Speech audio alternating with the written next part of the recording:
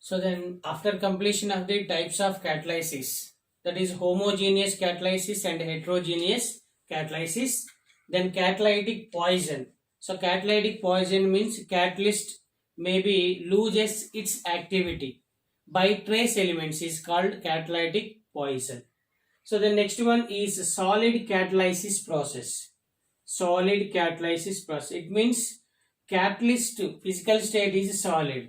So then it is classified into two types. One is activity of catalyst and selectivity of the catalyst. That is activity and selectivity. So then in activity process, the catalyst to accelerate chemical reaction. Accelerate, it's a chemical reaction. Actually, this type of catalyst activity is increases from in the periodic table group number 5 to what is 11. What is group number 5 to 11? Okay. So then this property is maximum by 7 to 9 groups. What is a 7 to 9 groups? 7 to 9 means simply these are the manganese, ferrous, cobalt, nickel, okay, like that. So these are, for example, hydrogen gas treated with oxygen gas in the presence of platinum. It is a solid. It gives the water. So then catalyst physical state is solid, reactant physical state is gas. So then reactants and catalyst are present in different phase. So these are belong to what is heterogeneous catalysis. Heterogeneous catalysis. So the next property is the selectivity. Selectivity means reactants are same. Reactants are same. If the catalyst are changes in the reaction, the obtained products are changes. Obtained products are changes. It means a specific catalyst gives specific type of the products. Specific type of the products. So now it is explained with a suitable example. CO plus 3H2, carbon monoxide and hydrogen. These two are what are reactants. CO plus H2, same reactants. CO plus H2, same reactants. Reactants are same in all three reactions. But catalyst first reaction is nickel. In second reaction is copper, zinc oxide and chromium oxide. In third reaction, catalyst is copper. So reactants are same. What are reactants are same? What are carbon monoxide hydrogen, carbon monoxide hydrogen, carbon monoxide hydrogen. But catalyst are changes, then automatically products also changes. So in the presence of nickel, the product is methane, CH4.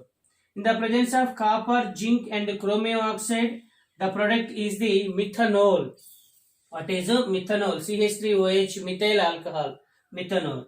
So in the presence of copper, the obtained product is the formaldehyde. HCHO is the formaldehyde. So it means simply selectivity means with respect to catalyst, the products are changes. The products are changes. It is the selectivity and what is the activity. So now after completion of this one, next one, enzyme catalysis. What is enzyme catalysis?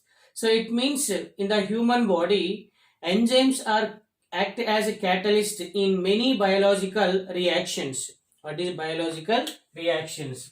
So now enzymes, it is a source of enzyme. Then what is the enzymatic reaction? So it is enzyme. It is a source and enzymatic reaction. Okay. So now first enzyme is invertage. What is a invertage?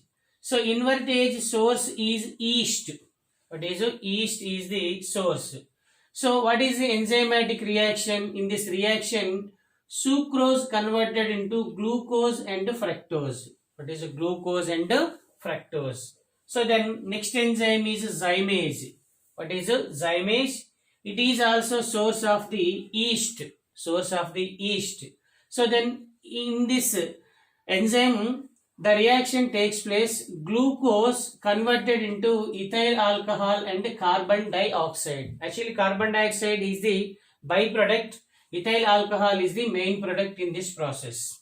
So next enzyme is a diastase. What is a diastase? It is the source of malt. It is a source of malt. So in this, in the presence of diastase enzyme, starch converted into maltose. What is starch converted into maltose? So next enzyme is maltase. What is a maltase? Its source is yeast. Its source is yeast. So in the presence of maltase, maltose converted into glucose. Maltose converted into glucose. So the next enzyme is urease. Urease, its source is soya bean. What is its source is the soya bean. So in the presence of urease catalysis, so then urea converted into ammonia. What is urea converted into ammonia? NH3. So the next enzyme is pepsin. What is a pepsin? So the source of pepsin is the stomach. What is the stomach? In stomach, proteins are converted into amino acids. What are proteins are converted into amino acids? So next enzyme is a trypsin. What is a trypsin? So its source is intestine. Okay, intestine. So then in intestine, proteins are converted into peptides. Proteins are converted into peptides. So then last enzyme is lactobacilli. What is lactobacilli? It is the source of curd. What is the source of curd? So then lactose converted into lactic acid. Lactose converted into lactic acid. So these are all the enzymes. Invertase, zymase, diastase, maltase, urease, pepsin, trypsin, lactobacilli. These are enzymes. These are the sources. So then glucose, enzymatic reaction, sucrose into glucose and fructose. Sucrose into glucose and fructose. Glucose into ethyl alcohol.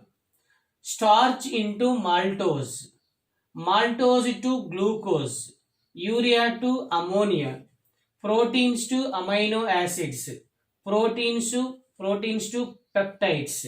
So then lactose to lactic acid. These are the enzyme catalysis.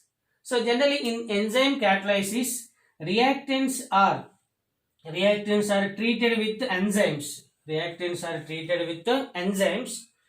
Then it gives a complex unstable compounds. It gives a complex. It means not soluble in water. It is a complex compound. It is critical structure. It is a complex structure. It gives the ER. ER means it is enzyme and it is a reactant. It is a complex structure. It is unstable structure.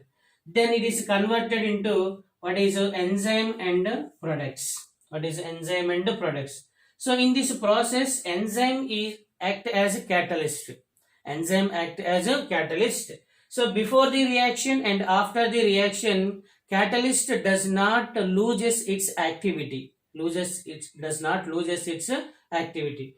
Before and after completion, before the reaction and after completion of the reaction, catalyst act as the same behavior. It does not loses its behavior. It is the enzymatic catalysis reactions. Enzymatic catalysis reactions. Okay. So it is the catalysis process.